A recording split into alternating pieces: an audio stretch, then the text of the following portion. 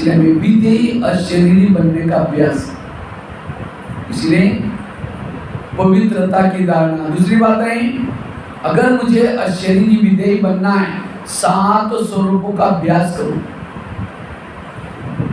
ये कोई क्लास नहीं करा रहा हूं मैं, लेकिन मैंने अपने जीवन में अपनी स्थिति को पावरफुल बनाने के लिए क्या क्या किया था, कैसे आत्मा का अभ्यास किया, वो अनुभव वाली बातें मैं आपके साथ शेयर कर रहा हूं। दूसरी बात है 7 स्वरूपों का अभ्यास। मैंने क्या किया था, सप्ताह के 7 दिन है, सोमवार के दिन शांत स्वरूप में रहने का अभ्यास, मंगलवार के दिन आनंद स्वरूप में रहने का अभ्यास, बुधवार के दिन शक्ति स्वरूप में रहने का अभ्यास। जितना ये 7 गुणों को बढ़ाएंगे उतनी आपकी स्थिति क्या बनेगी, आत्मिक स्थिति अशरीरी। 7 गुणों की कमी, यही हमारा देह का वाहन है। बाबा के शब्द में बाबा शब्द यूज करता है, बच्चे सतो प्रधान बनो। ये सतो प्रधान क्या है, 7 गुणों में भरपूर बनो। बाकी सारे गुणों को छोड़ दो, कम से कम 7 गुणों को तो अपनाओ। सब ध्यान से सुन रहे हैं, बीच बीच में ताली भी बजाते रहेंगे, कोई बात अच्छी लगी तो। ताली तो कोई मेरा उमंग बढ़ाने के लिए नहीं, लेकिन कोई बाजू में सो रहा है, उड़ जाएगा थोड़ा, ठीक है। क्योंकि ये टाइम ऐसा है, माया करके अच्छा तो मेरा तो राज्य गवा चला जाएगा, इसको मैं थोड़ा सा नींद की बूटी सूंघाती हूँ। मैं कह देता हूँ आंखें बंद करके बैठे, कोई बजाओ एक बार ताली अच्छी है, ठीक है। क्योंकि ये लेसन बहुत इंपॉर्टेंट है, इससे आपकी जीवन की सारी समस्या खत्म हो जाएगी।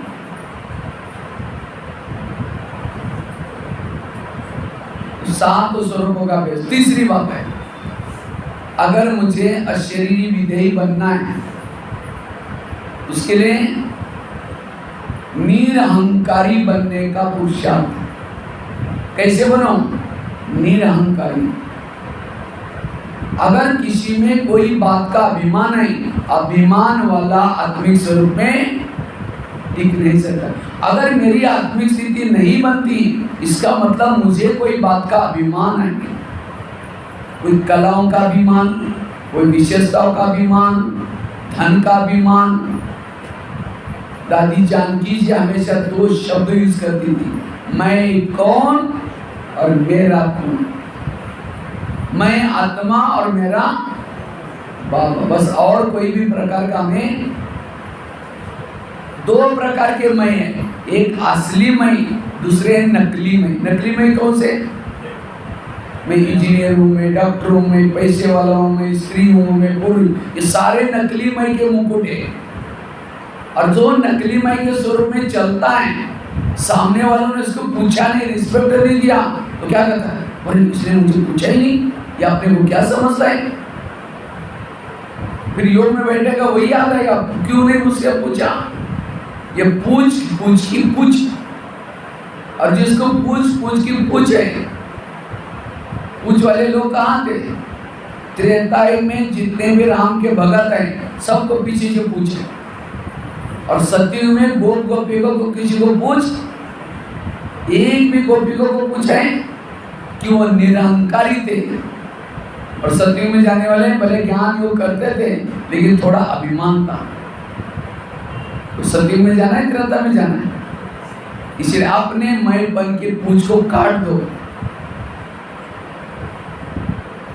इसलिए निरहंकारी जितना है, क्योंकि अभिमान वालों के क्या होते हैं, संकल्प ज्यादा चलते हैं।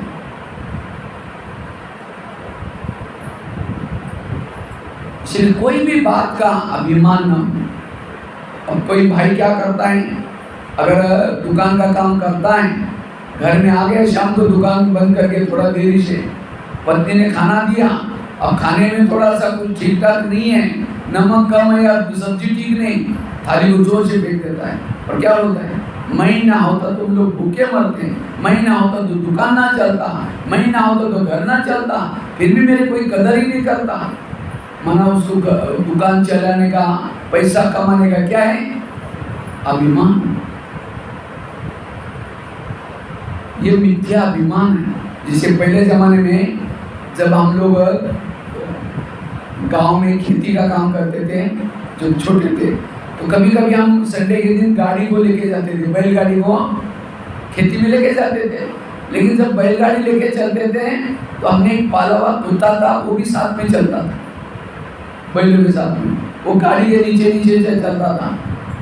लेकिन वो कुत्ता क्या करता था, सामने कोई दूसरा कुत्ता आता है, उसके ऊपर टूट पड़ता था, झगड़ा करता था उसके साथ। क्यों? उसको लगा इतनी बड़ी बैलगाड़ी में खींच लेके जा रहा हूँ और तुम मेरा रास्ते में क्यों आ रहे हैं? क्या बैलगाड़ी कुत्ता खींच रहा है? बेचारा बैलों के ऊपर उसका बोझ है और वो तो खाली नीचे चल रहा है, ऐसा ही खाली। लेकिन उसको क्या है? मिथ्या अभिमान है कि मैं बैलगाड़ी लेके जा रहा हूँ। इसी तरह आज ना हम दुकान चला रहे, ना घर चला रहे, ना हम कुछ कर रहे, कराने वाला। अगर आप चले जाएंगे घर चलेगा, आप चले जाएंगे दुकान चलेगा, आप चले जाएंगे सेंटर चलेगा, सब कुछ चलेगा। कभी भी अपना अभिमान ना हो। ब्रह्मा बाबा ने जाते जाते 3 शब्द यूज किया, बच्चे निराकारी बनो, निर्विकारी बनो, निरहंकारी बनो। ब्रह्मा बाबा एक बार गोबर के उपले लगा रहे थे, गोबर निक्कर पहनी थी, बनियान पहना था, क्योंकि पहले खाना बनाने में वो अंगीठी जलाने के लिए बहुत लगता था। तो गोबर ऐसे ऐसे घुमा करके दीवार पर चिपका रहे थे। इतने में दादी जाई, कहा बाबा एक वीआईपी आपसे मिलने के लिए आए, फटाफट आप कपड़े चेंज करके हाथ धुलाई करके तैयार होके आ जाना। तो बाबा कहते हैं बच्चे को यहीं बुलाओ। तो दादी ने कहा बाबा ये आपको ये ऐसा काम कर रहे हैं, तो सोचेगा संस्था तो क्या काम कर रहे हैं। बाबा आप थोड़ा सा बड़ा भी है व्यक्ति। बाबा कहते हैं बच्चे को यहीं बुलाओ। अब 3-4 बार दादी ने बोला, लेकिन बाबा कहते यहीं बुलाओ। तो वीआईपी को गला, बाबा अंदर बुला रहे हैं।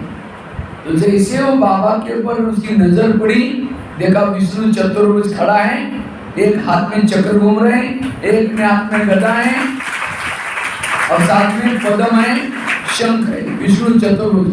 कुछ समय के बाद क्या देखता है, एक बुजुर्ग व्यक्ति गोबर का उपला घुमा रहे हैं। कुछ समय के बाद देखता है विष्णु चतुर्भुज। वो समझ गए बुजुर्ग कोई साधारण नहीं है, विष्णु चतुर्भुज है, उनके चरणों में पड़े, पूरा परिवार के सहित समर्पित हो गए। ये है निरहंकारी सिंह। अब कईयों को बहनों ने कहा माता जी थोड़ा झाड़ू पोछा करो ना। बहन जी हम इतने बड़े घर के, अगर यहाँ कोई जाते जाते हमको देखेगा, ये तो माता इतनी बड़ी घर की और झाड़ू पोछा का काम कर रहे हैं, इसलिए बहन जी मेरी थोड़ा स्थिति देकर के मुझे सेवा देना। ये भी क्या है? देह भान है।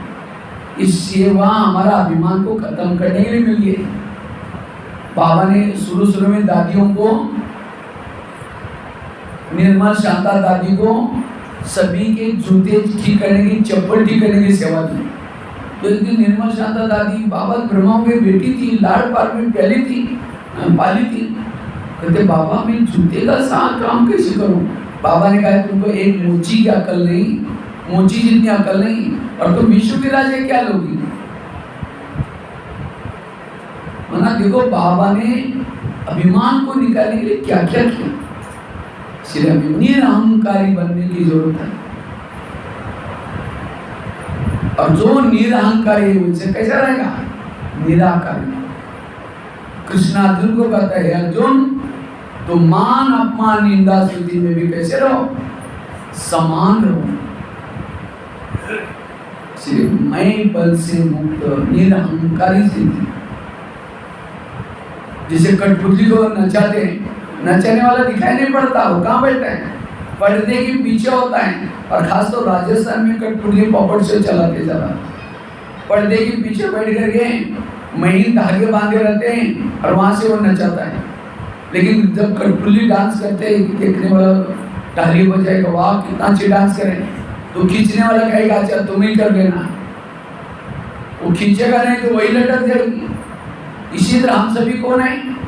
कठपुतली हैं। पर्दे के पीछे बैठा है और वहां से खींच करके सेवा करा रहा है, कार्य करा रहा है। लेकिन हम जब महिमा होते हैं, मैंने बहुत अच्छा किया, मैं बहुत अच्छी करता हूँ, बाबा क्या कहते हैं, आप लेबर तू भी कर लेना, वही लटक जाएंगे। इसलिए बाबा कहते हैं बाबा ने कराया, बाबा कराता है, बाबा बाबा करते रहो, मैंपन कभी भी नहीं करता। इसलिए निरहंकारी वाला निराकारी। कितनी बातें हो गई?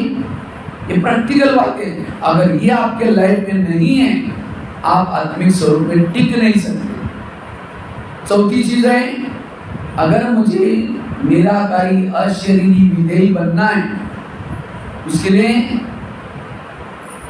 सहन शक्ति की देवी बनूं।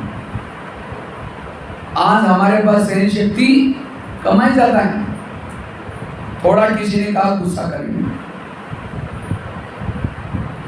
क्योंकि जिसके पास सहन शक्ति नहीं है उसके थॉट्स ही ज्यादा चलते हैं, निगेटिव विचार ज्यादा चलते हैं। और जिसके निगेटिव विचार चलते हैं वो योग भी नहीं लगा सकता। योग में बैठा है, लाल चल रहा है, गीत बज रहा है, शुरू करके मैं आत्मा हूँ शांत हूँ, फिर कहेगा मेरे को उन्होंने क्यों बोला, फिर कहेगा छोड़ो कोई बात नहीं, मैं आत्मा हूँ शांत हूँ, फिर कहेगा 15 दिन पहले भी तो बोला था, फिर कहेगा ठीक है मैं आत्मा हूँ, फिर कहेगा सबके बीच में क्यों बोला। कहाँ योग लगेगा? जिसका योगी नहीं वो आत्मिक स्वरूप में भी। इसलिए अगर मुझे आत्मिक स्वरूप में टिकना है, सहनशील बनकर के रहना है, अपने संकल्प शक्ति को बचाना है। जिसके संकल्प सदा समर्थ पॉजिटिव, वो आत्मिक स्वरूप में टिकता है। एक शिष्य था, गुरुजी के पास जाता है, कहता गुरुजी मैं बहुत भक्ति करता हूँ, दान करता हूँ, पुण्य करता हूँ, लेकिन मुझे कुछ अनुभव ही नहीं हो रहा है, ना आत्मानुभव ना परमात्मा अनुभव। तो गुरुजी हंसने लगे, कहते बात तो सही है, लेकिन कहता मैं 3-4 दिन पहले मैं एक बगीचे में गया था, वो बगीचे में कुछ युवा बैठे थे, उन युवाओं को प्यास लगी थी। तो गुरुजी ने कहा सामने कुआं है, वहाँ बाल्टी है, रस्सा है, जाकर पी के आ जाओ।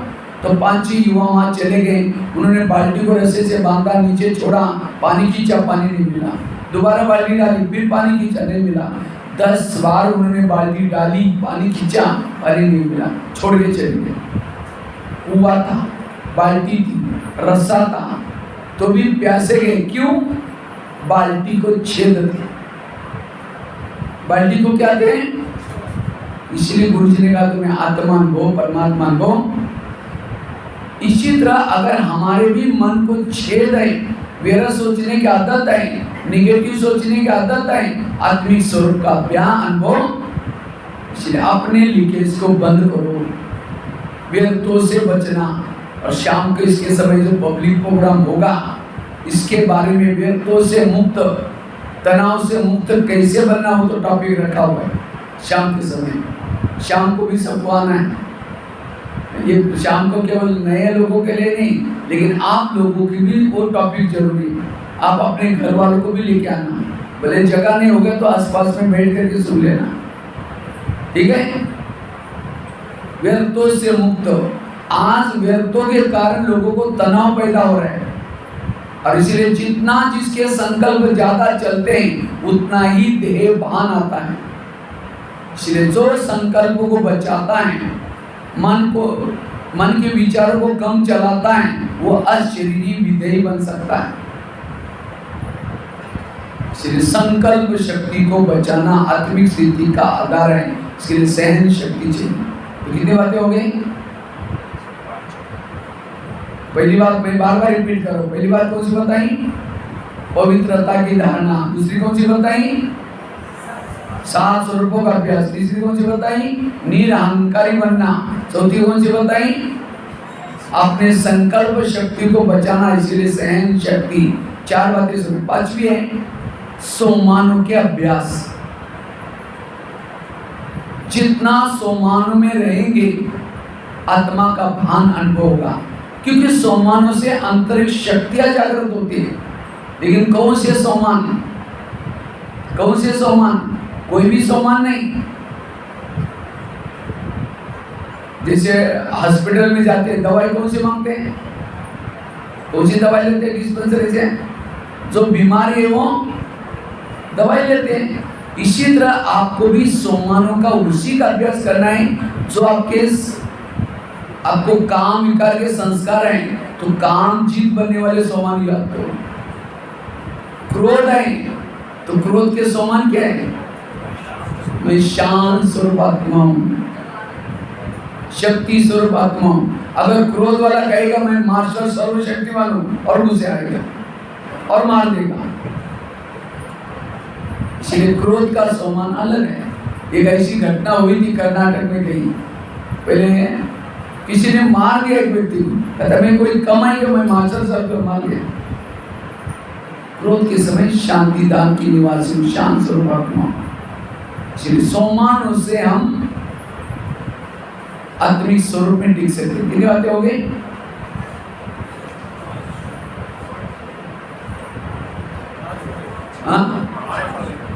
पहली बात बताई पवित्रता, दूसरी 7 स्वरूपों का अभ्यास, तीसरी निरंकारी, चौथी सहन शक्ति संकल्प को बचाना और पांचवी सम्मानों के अभ्यास। छठी बात है विधि पूर्वक योग लगाना। जो विधि पूर्वक योग लगाता है वो आत्मिक स्वरूप में टिक सकता है। मोबाइल को अगर चार्जिंग करना है तो कैसे करना चाहिए? विधि से। तो मोबाइल को विधि से चार्ज करने की विधि क्या है? मोबाइल को प्लग के पास लाकर रखते हैं और रखेंगे नहीं, केवल उसकी तारें क्या करेंगे? प्लग में डालेंगे और एक तार नहीं दोनों भी तारें डालेंगे। इसी तरह शरीर हमारा क्या है? एक मोबाइल है, आत्मा उसकी क्या है? बैटरी है। तो आत्मा रूपी बैटरी को चार्ज करने के लिए बाबा ने जगह जगह पर प्लग के पॉइंट बनाया। कहाँ है प्लग का पॉइंट? ये सेंटर क्या है? ये सेंटर्स बने जगह जगह पर, जो मोबाइल है उसको चार्ज करने का प्लग का पॉइंट है। तो हमें दिन में एक बार अपने मोबाइल को सेंटर पर लाना है। अब मोबाइल को ला करके प्लग के पास रखो, तारे नीचे पड़ी हैं तो भी चार्जिंग नहीं होगा। अच्छा तारे डाले लेकिन उसका स्विच ऑफ है तो भी चार्जिंग। इसीलिए स्विच चालू करो, स्मृति का स्विच। बाबा ने मेरे ऊपर क्या उपकार किया, बाबा ने क्या से क्या बनाया। जितनी स्मृति गहरा उतना योग भी गहरा। और साथ में अच्छा स्विच चालू किया, तारे डाली, लेकिन कभी तार प्लग में डाल रहे कभी निकाल रहे तो बैटरी चार्ज होगी?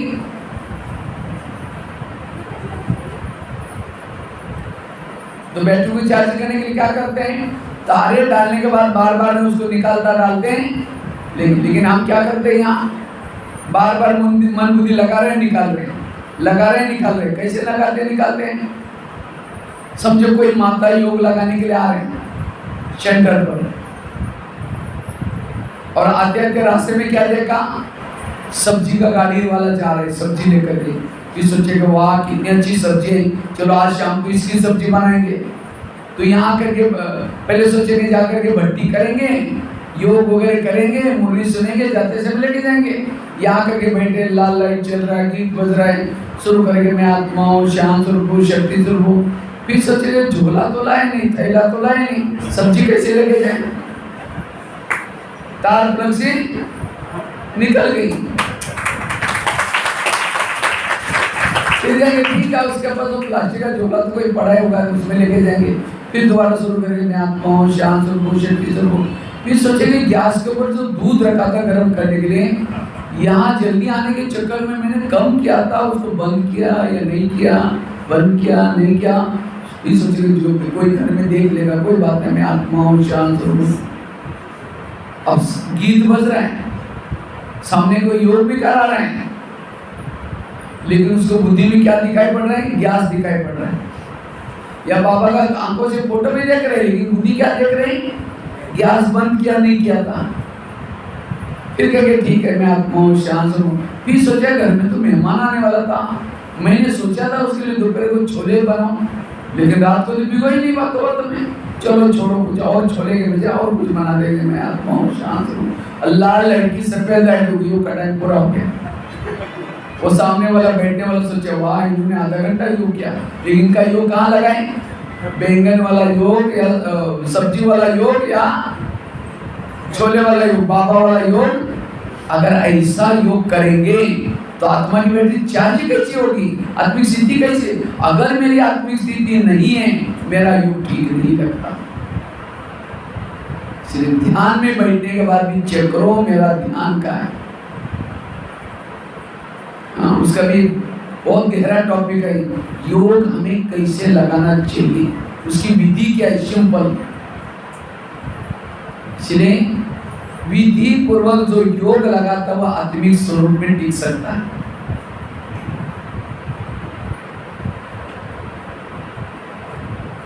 छठी बात। सातवीं बात है, अगर मुझे आत्मिक स्वरूप में टिकना है उसके लिए अभ्यास करो। मुझे लगता है पहले लेसन में बाबा ने सुनाया था, शरीर तुम्हारी क्या है? शरीर क्या है? हमारी गाड़ी है। क्या है? क्या है? गाड़ी है। आत्मा उसको कौन है? ड्राइवर है। अब लौकिक वाला गाड़ी का ड्राइवर क्या करता है? सारा दिन अपनी गाड़ी को घुमा करके, कार्य व्यवहार करके, रात को कहाँ रखता है उसको? गैरेज में। और आजकल जो बड़े मकान बनाते बड़े बड़े शहरों में, नीचे पार्किंग होता है बिल्डिंग के नीचे, और ऊपर क्या होता है? रेसिडेंस होता है रहने का। इसी तरह ये तीन लोग हैं हमारा, साकार दुनिया, आकारी दुनिया और निराकारी दुनिया। ये जो सृष्टि है शरीर भी गाड़ी को रखने का गैरेज है। तो हमें क्या करना है? सारा दिन शरीर भी गाड़ी को गैरेज में लगा कर सोने के लिए कहाँ जाना है? ऊपर जाना है। लेकिन हम क्या करते हैं? गाड़ी को तो गैरेज में लगा लेते हैं, बेडशीट कंबल डाल दिया, फिर कहेंगे आज किसने क्या बोला, इसने ऐसा बोला, फिर कल सवेरे उठना है, बर्तन मांजना है, फिर ऐसा करते करते सो गए। मना मन बुद्धि आपकी, मना ड्राइवर कहाँ सो गया? गाड़ी में सो गया। अब रोज ड्राइवर गाड़ी में सोता है, खाना खाता नहीं, तो क्या हो जाएगा? एक्सीडेंट कराएगा। इसलिए हमारी आत्मिक स्थिति क्यों नहीं है? क्योंकि हम सोने के लिए ऊपर। इसलिए रोज क्या करना है? अपने शरीर, जैसे वो ड्राइवर क्या करता है? गाड़ी को गैरेज में लगाता है, कवर ढकता है, गाड़ी को नमस्ते भी करता है। क्यों? क्योंकि उसको दाल रोटी किसे मिल रहे हैं? उस गाड़ी की कमाई से। इसी तरह हमें भी क्या करना है? रात को सोने से पहले शरीर को कहाँ लगाना है? बेड पर लगाना है, बेडशीट कंबल डाल करके गाड़ी को नमस्ते भी करो। क्यों? 84 जन्म में बहुत गाड़ियां मिली, शरीर मिले, लेकिन इस संगम युग जैसी गाड़ी, क्योंकि इसे 84 जन्म की कमाई हो रही है। भले बुजुर्ग हैं, भले काली हैं, बीमार हैं, लेकिन बहुत वैल्यूबल गाड़ी है। इसलिए गाड़ी को क्या करो? नमस्ते करो। और बेडशीट कंबल डाल करके, जैसे ड्राइवर क्या करता है? लिफ्ट से जाता है ऊपर या फिर सीढ़ी से जाता है, अपनी प्लाट की बेल बजाता है, मम्मी दरवाजा खोलती है और बैठ करके समाचार सुनाता है और फिर खाना खा के सो जाता है। तो हमें भी यही करना है। ऊपर जाकर के अबेटोतन की बेल बजाई, ब्रह्मा माँ ने दरवाजा खोला, बाबा के सामने समाचार सुनाओ, बाबा आज थोड़ा गाड़ी को भट्टी के लिए लेके आए, थोड़ा सा ये करने के लिए, आज ये क्या जो भी कुछ। अब जैसे ड्राइवर कहता है मैं मरते मरते बच गया, बड़ा एक्सीडेंट होने वाला था। इसी तरह हम भी बाबा को सुनाना है, बाबा आज किसी ने मेरे को कुछ बोल दिया तो मेरा भी ब्रेक नहीं लगा, कंट्रोल नहीं हुआ, मैंने 2 थप्पड़ मार दी, कहीं संकल्प भी चले, क्योंकि गाड़ी हमारी नहीं है, हम अब उसके कौन है? ड्राइवर हैं। गाड़ी किसको दी है? गाड़ी का मालिक कौन है? बाबा है। इसलिए हमें बाबा को समाचार सुना करके, अगर कुछ गलती हुई माफ भी करके, कल से थोड़ा ठीक चलाऊंगा, फिर तकिया पर सिर रखते तो क्या समझो? ब्रह्मा बाबा की गोदी में सिर रखा है। तो सवेरे उठेंगे कौन याद आएगा? बाबा। फिर अमृत वेला अच्छी होगी, अमृत वेला करके फिर नीचे आओ, तो सारा दिन आपको क्या याद रहेगा? मैं ऊपर शरीर, मैं आत्मा हूं। ये है आत्मिक स्थिति में रहने का तरीका। अगर एक गाड़ी का भी एग्जाम्पल आप याद रखो, और गाड़ी का ड्राइवर कहाँ बैठता है? पीछे की सीटों पर। सामने जहाँ कांच है, तो हमारी गाड़ी के कांच का है, 2 कांच है, यहाँ बैठा है ड्राइवर। और गाड़ी का ड्राइवर यहाँ से सीधा गाड़ी अपनी लखनऊ नहीं लेके जाएगा, या सीधी यहाँ से कानपुर नहीं लेके जाएगा। लेकिन क्या करेगा? बीच बीच में रुकेगा, घर में जाएगा। घर नहीं तो ढाबे तो होते हैं, होटल तो होते हैं, होटल